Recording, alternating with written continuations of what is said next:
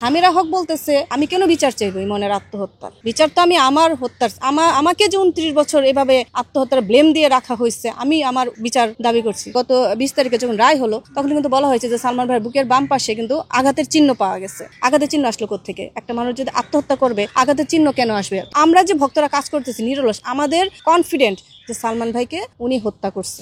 আসলে দেখেন 1996 সালের 6 সেপ্টেম্বর সকালেও না 4টার সংবাদের সময় পাবলিক জানছে যে সালমান ভাইয়া নাই।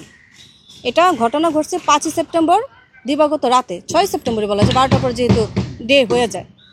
তো এটা যে উনি ঘটাইছে বা ঘটছে ওনার ভাষ্য মতে যে আমি দড়ি থেকে নামাইছি, উনি মনোয়ারা ডলি আবুল সহকারে ওনারা মানে নামাইছে ওইখান থেকে।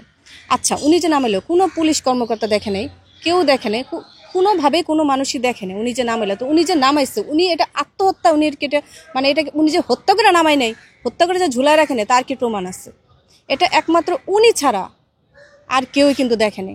সো উনি যদি এটা আত্মহত্যা বলে থাকে এটা তো আমরা কখনো মানবো না। কারণ সেখানে সালমান ভাইয়ার যখন আপনারা দেখছেন গত 20 তারিখে যখন রায় হলো তখন কিন্তু বলা হয়েছে যে সালমান ভাইয়ের বুকের বাম পাশে কিন্তু আঘাতের চিহ্ন পাওয়া গেছে।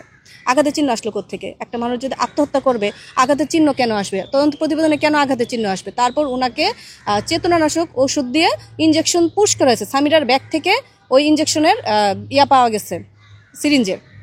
তো মনে করেন যে এইসব ঘটনা মিলে এখন সামিরা হক বলতেছে আমি কেন বিচার চাইবো মনের আত্মহত্যার বিচার তো আমি আমার হত্যার আমাকে যে 29 বছর এভাবে আত্মহত্যার ব্লেম দিয়ে রাখা হয়েছে আমি আমার বিচার দাবি করছি। হ্যাঁ, এখন উনি যদি এটা বলেই থাকে উনি আইনের মারফতে আসুক। উনি যদি এটা বলে থাকেন আমাদের কথা হচ্ছে, ওনার সাথে আমাদের কথা হবে আইনি মাধ্যমে। ওনার সাথে তো এসব নিয়ে আমাদের মার্কেটিং করার কোনো প্রয়োজন নেই, প্রশ্নই ওঠে না। উনি এর আগে আমাদের বিভিন্ন ভক্তদেরকে বলছে যে এটা করো না, সেটা করো না, লেখালেখি করো না, হ্যান করো না, তেন। আমরা বলছি যে দেখেন আপনি যদি নির্দোষ হন আপনি ছাড়া পাবেন, আপনি যদি দোষী হন আপনি শাস্তি পাবেন। এটা নিয়ে তো আমরা যে ভক্তরা কাজ করতেছি নিরলস, আমাদের কনফিডেন্ট যে সালমান ভাইকে উনি হত্যা করছে। উনি সহকারে ওনার যে 11 জন ছিল চাইনিজ, রুবি সুলতানার বক্তব্য অনুযায়ী আপনি দেখবেন রুবি সুলতানার যে বক্তব্যটা উনি দিয়েছিল মেবি 2017-18 দিকে উনি বা 20-এর দিকে যাই হোক উনি একটা বক্তব্য দিয়েছিল।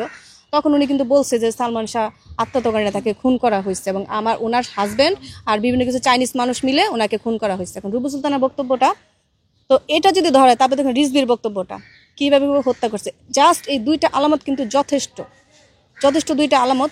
এবং ওনারা যেইখানেই থাকুক ওনাদেরকে মানে ইমিডিয়েটলি আমরা সরকারের কাছে আবেদন জানাবো যে ওনাদেরকে যেন বাংলাদেশে ফিরিয়ে নিয়ে আসা হয় এবং ওনাদেরকে রাজসাক্ষী হিসেবে ধরা হয়। রুবি সুলতান কিন্তু বারবার বলছে যে আমি রাজসাক্ষী হতে চাই। এখন ওনাদেরকে আমাদের যে একটা আক্ষেপ দেখেন 20 তারিখে রায় হওয়ার পরে এখন পর্যন্ত কিন্তু মামা কিন্তু 20 তারিখে রাত্রে রমনা থানায় মামলা দায়ের করছে কুমকুম মামা, কিন্তু এখন পর্যন্ত কিন্তু আসামিরা মানে ধরা ছোঁয়ার বাইরে। ওনারা কিন্তু ধরেন যে ওনারা কিন্তু বাংলাদেশ তো ভাই চাইলে ইচ্ছা করলে পার পায়ে যেতে পারে। বিদেশে যাওয়া বাংলাদেশের মতো মানুষের মানে এই দেশের জন্য সবই পসিবল। যেহেতু 29 বছর একটা হত্যা মামলাকে আত্মহত্যা বলে চালাই দিতে পারছে সেহেতু এই বাংলাদেশের পক্ষে সবই পসিবল। এখন আপনার আইনের ফাঁক ফোকর দিয়া তারপর আপনি মানুষের চোখে ধুলো দিয়া দেখছেন তো আওয়ামী লীগের আমলে তারা যখন বিভিন্ন কত মানুষ দাড়ি লাগায় টাকা চলে যেতেছে, এভাবে ভাই চলে যেতে পারে ওনারা, বুঝতে পারছেন। আমরা সর্বাত্মক আইনের প্রতি শ্রদ্ধা রেখে বলছি, আমরা সর্বাত্মক তাদের সহযোগিতা কামনা করছি যে আসামিরা যেন কোনোভাবে দেশ ছেড়ে পালাতে না পারে। আপনারা দেখেন মিডিয়া কিন্তু একটা গুঞ্জন আসছে যে সামিরা হক থাইল্যান্ডে যাওয়ার পরিকল্পনা করতেছে ওনার মায়ের কাছে। হ্যাঁ, উনি করতেই পারে যেহেতু উনি এখন হত্যা মামলার আসামি।